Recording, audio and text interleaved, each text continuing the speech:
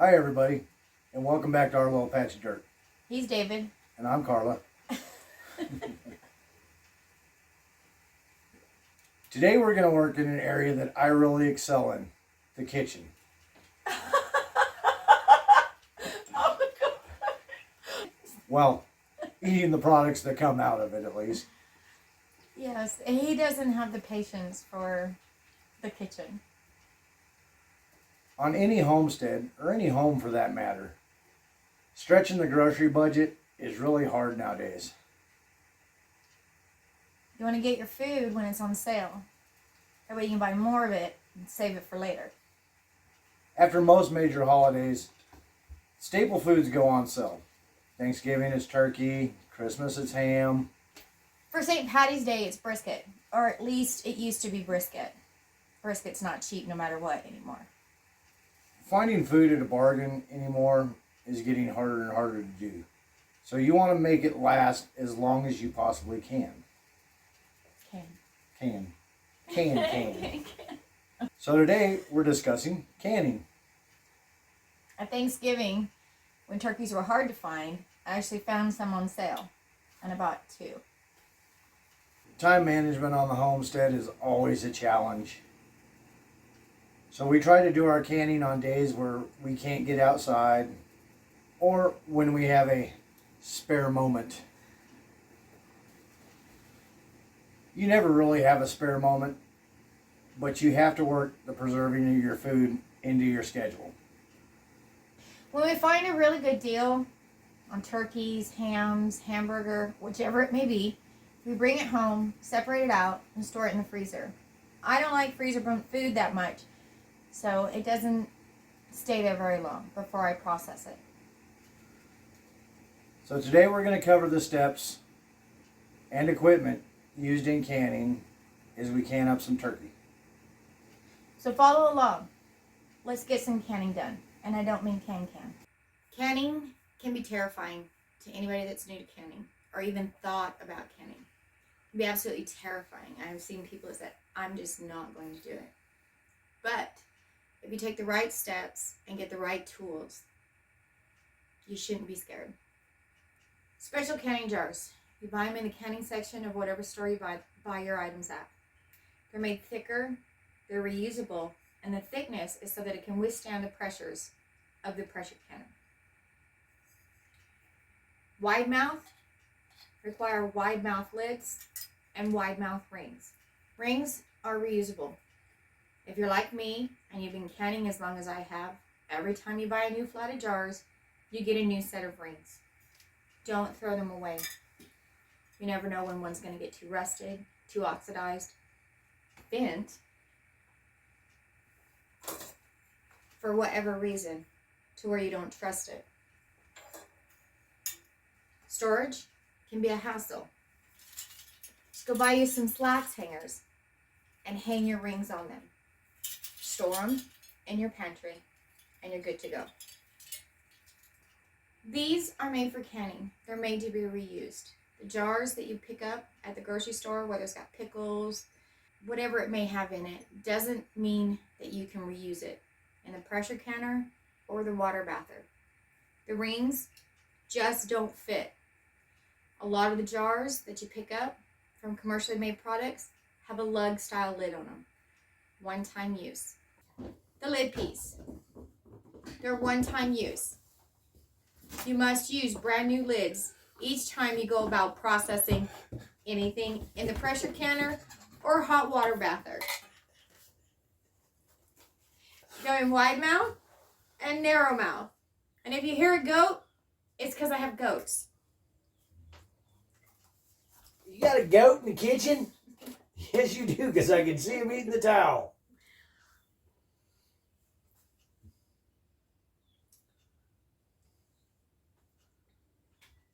Next thing, you need a debubbler. We'll go over what debubbling is in a moment, but no need to spend any fancy money on one. Just use a chopstick.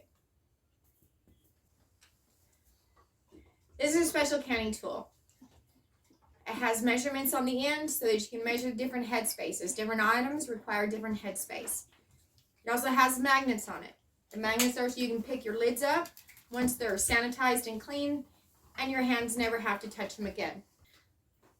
Jar lifter, a must when placing in or removing items from hot boiling water. Reduces the chance of burns. And a funnel. The bigger the opening, the better it is. That way you can get bulkier items into your jars with no mess. The final, most important tool that you can have is a canning book. The newer, the better. They're constantly updating guidelines when it comes to canning acidic, non-acidic foods. Yeah, I have one of David's grandma's from the 60s. But things have changed. A lot of things have changed. So a must. And hopefully, if you get into canning, yours will look as used as mine. I have pulled my jars out of storage. I do wash them after we use them, store them in their flats, put them away. When I pull them out, I wash them again and let them air dry. Once I do that, I'm going to go ahead and I'm going to sterilize my jars. I have this big, I believe, is a 20-quart stock pot. I use it for sterilizing. I also use it for hot water bathing, but that's a whole nother video. You're going to take your jar lifter, and lift your jar up. And I already have warm water in here. I'm going to place them in there. Once you have all your jars into your pot, you want to make sure that the water comes up and over the top of your jars. You're going to bring your jars to a boil, and you're going to set your timer for 20 minutes. That 20-minute period is you are sterilizing your jars. All right, well, the jars are sterilizing. Let's go ahead and talk about canners. I have 3. This is my smallest one. It's a 5-quart. It's your basic canner that you can pick up. It comes with the safety mechanisms that you're looking for. It's your steam valve, a blowout valve, and a locking valve. Your steam valve allows you to come up to pressure and maintain pressure. This safety locking measure means that once it's at pressure, you cannot open it until it releases. No accidents. Your blowout valve is exactly what it is. If you overpressurize your canner, this will blow out, preventing explosions. The fear that every canner has. In my altitude, we use 15 pounds of weight, no matter what we're canning. That is what this weight is, 15 pounds. It only fits this canner. This is my bigger one. This is my go-to one. This is a 9-quart canner. It has the safety mechanisms you're looking for as well. It has a blowout valve in the back, a locking mechanism in the front, and of course your pressure valve. This one is an upgrade from this one because I have a pressure gauge. Although my canner comes with a pressure gauge, I have a knocker weight or a pressure weight. It's the 15 pounds for my altitude. Never rely on your pressure gauge. You should have them checked annually at your local extension office. Just like canning jars, cookers are getting more expensive and harder to find. Canners, sorry. This is the All-American. She's the Corvette of canners. She's the most expensive of canners. She has a solid lid that goes into a solid base. No requirement for a gasket. I don't know the age of this one. We're not going to use it until we've had it fully tested. But at least now, I know I have an All-American Corvette sitting in my garage. So when you go to use your pressure canner, you need to do some inspections just to ensure that it's safe. You want to check it for cracks and drying. Make sure it's free of debris and pliable.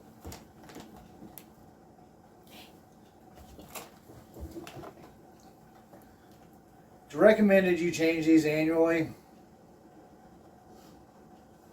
This one ain't been changed in a couple of years. Why change it if it's not broke? That being said, always have a backup. Nothing will ruin a canning season more than not being able to can. While you're doing your inspections, you always want to check your rubber gaskets on the inside. This is your blowout preventer. So if the pressure gets too high, this will release and you won't blow your kitchen up. Example. You want to make sure there's no pitting or corrosion inside. You want to check the inside here, make sure there's no pitting or corrosion. and check the bottom also. You also want to make sure that your locking valve moves freely.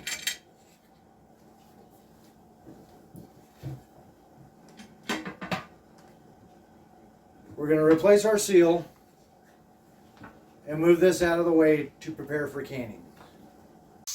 At Thanksgiving, we bought 2 turkeys while they were still on sale and relatively cheap and had them put away in the deep freeze. Now it's time to can them up.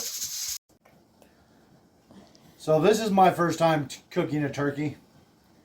Don't judge.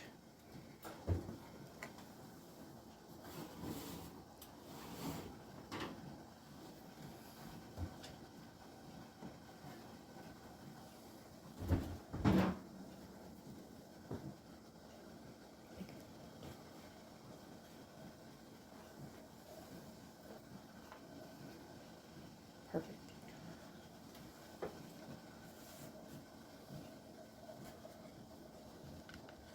So what we'll do now is we'll pull the skin off and we'll debone it, saving the bone and the skin for stock. So let's get that done. All right, so our jars are sanitized. Let's go ahead and pull one out. Be very careful when doing this. Pour the water out. This is boiling hot. Make sure not to set it on something cold. Set it on a towel or a rack. As that's cooling off a little bit, let's go ahead. Some people prefer dark meat. Some people prefer white meat. Some prefer it mixed together. Oh, and I'm not going to stress this enough. Wash your hands, wash your hands, wash your hands.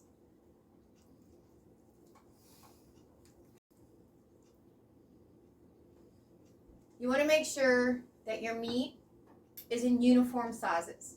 So if you have a big piece like this, you're just going to cut it down.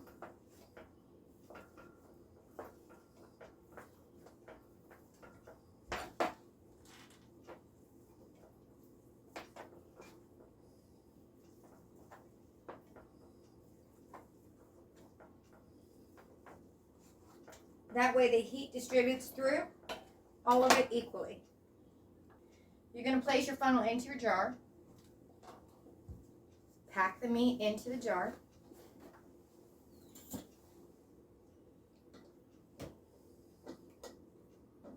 I'm going to firm it down a little, but I don't want to pack it too tight.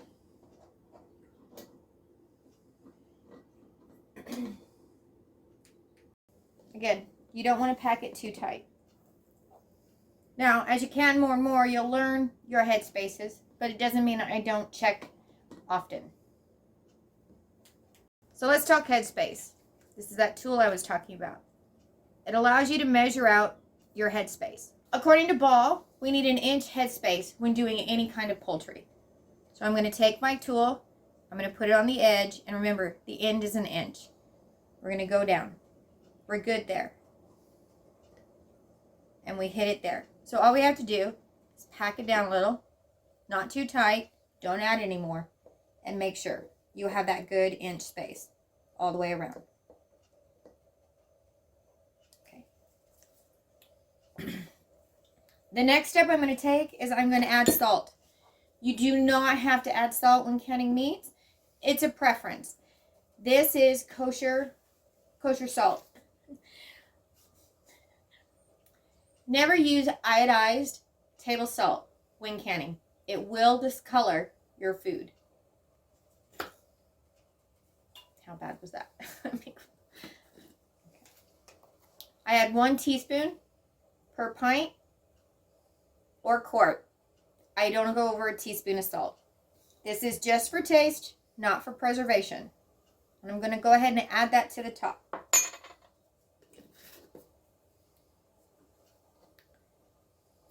If you have the stock already made, you can go ahead and add your broth or stock to the jar up to that 1 inch level. If not, all you have to do is get a tea kettle, a pot with a ladle, or pull out of Grandma's cabinet. Granny's old percolator. Works phenomenally well.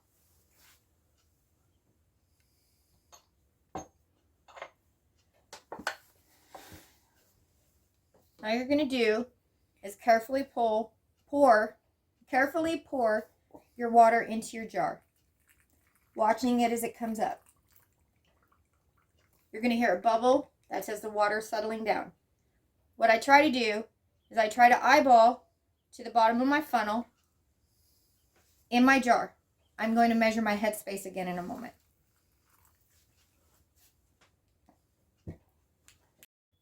Okay, once you have your liquid added to your jar, you're going to want to take your chopstick.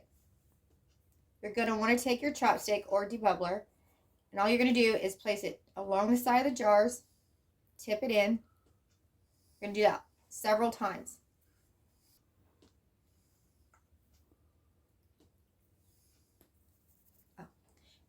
What we're trying to do is make sure that we have no air in the product. But as you release the air, you'll notice your water level go down. You're going to take your headspace measurement. Again, we're good. But if by chance the liquid doesn't cover the meat, you may get some discoloration of meat as it's stored. It's still perfectly fine to eat. Okay. Sometimes when canning, you run into a few issues. Doesn't matter how many times you think you've checked the rims to your jars, you end up finding a crack. Washed it, rinsed it, dried it, filled it, and not till I was cleaning my rim with my vinegar did I find that it had a nice little nick. Also, sometimes this jar side, it could be a good jar. You'll have manufacturer defects. It doesn't mean the jar is no good. It just means you need to be wary of it. It may not. We've already washed and rinsed our lids. But before you even think of putting your lid on your jar, you're going to want to get a paper towel and some vinegar, just white distilled vinegar. You take a paper towel, put it in the vinegar, and you're going to wipe around the top of the jar. What this is going to do is it's going to remove any partial proteins that have shown up on there, fats that have shown up on there, because if you have those between your lid and your jar, your seal may not hold or even take it off.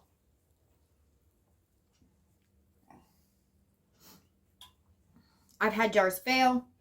I just double check, and I even do it twice sometimes. Your next step, that magnet, you're going to pick it up. You're going to go to the edge of the jar, and you're going to lay it down on top.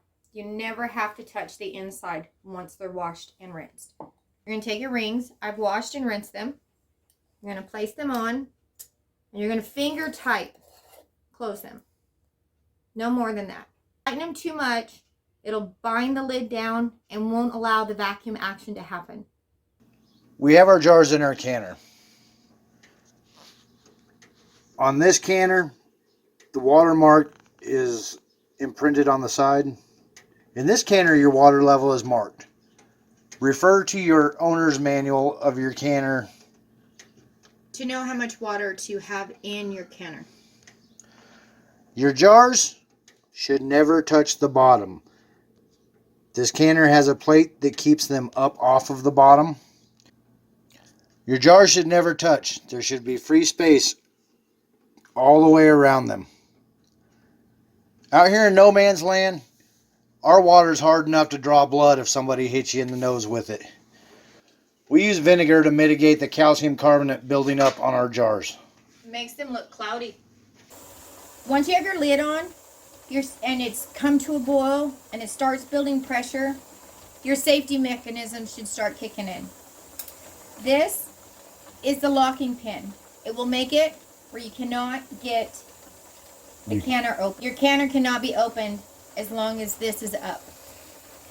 Once it pops up, you're going to keep an eye on your steam valve. It's really hard to see, I know, but what you have to watch for is a steady stream. No hiccups, no spitting, just constant, steady stream. Once you achieve a steady stream of steam coming out of the vent, what you want to do is vent it for a total of 10 minutes. So set your timer.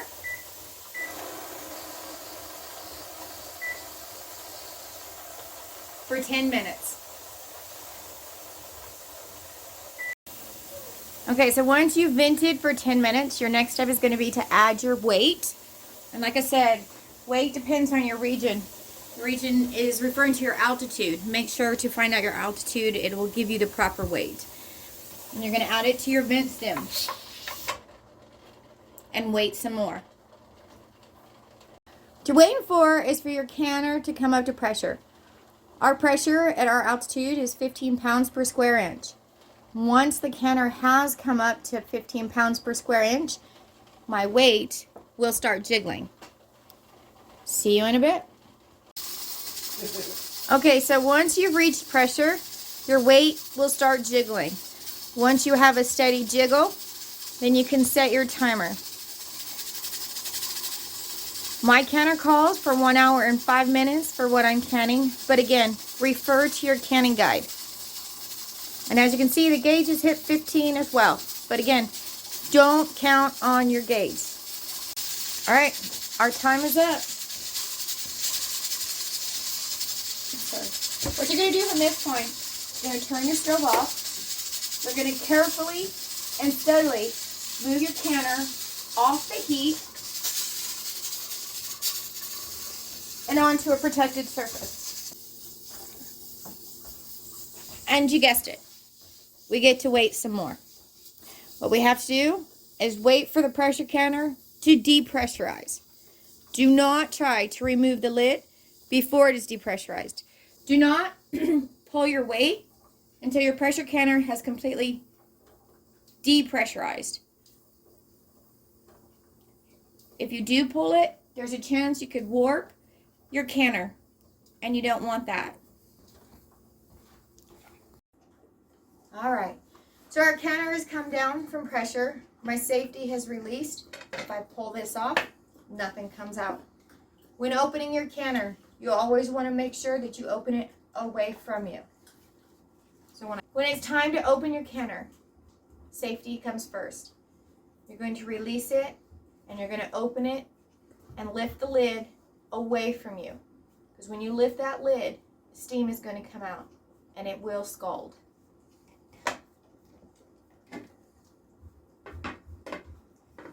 I tend to just rest my lid for a second.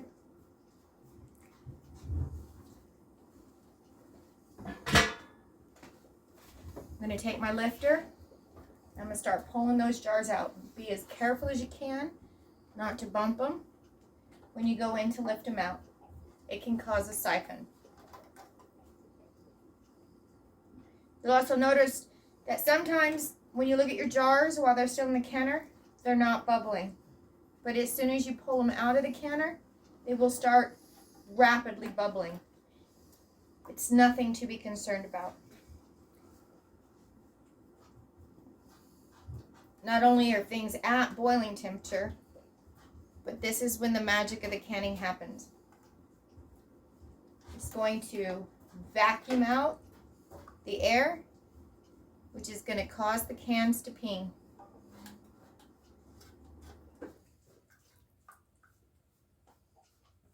You always want to leave space between your jars so that the air can flow around them and cool them evenly. Not only do you want them spaced apart, but you want the room draft-free. No windows, no fans. This will allow your cans to cool down at a constant, consistent rate. And there goes the pings. The happiest sound a canner can have. Ping means that the vacuum process is happening and it's sealing those jars. You also want to let your jars sit for 12 to 24 hours before doing anything with them. This is a properly sealed can of turkey. No sound. It is completely indented, and I can hold it by the lid. No worries. It's sealed. This sound is not a sound you want to hear after canning. This is the sign of no seal. 12 to 24 hours before checking your cans, but they should have sealed up by then. If it's this way, you're going to do one of two things. Store it in the fridge, eat it quickly, or reprocess it. This is a properly processed jar turkey. If you go through the proper steps, take the time, have the patience, and your jars are sealed, and you check them monthly, if not weekly, there should be no fear when it comes to it. If you have jars that don't seal, no worries. You can use the lid you used on it with a ring, store it in the fridge. You can get these caps. These caps are really handy. Just put it on there, stick it in the fridge, stick it in the freezer, or use it right away. With a little forethought and a lot of hard work, we've taken 2 turkeys we bought on sale and processed 19 jars. Now those 19 jars could be 19 meals, or it could be stretched farther if you make soups. Remember, jars are reusable. It's a one-time cost. Lids must be replaced. But, I'm sorry, the cost of the lid is cheaper than the cost of the can at the grocery store. Not only did we save money, we have the security of knowing that we have food available in case of emergencies.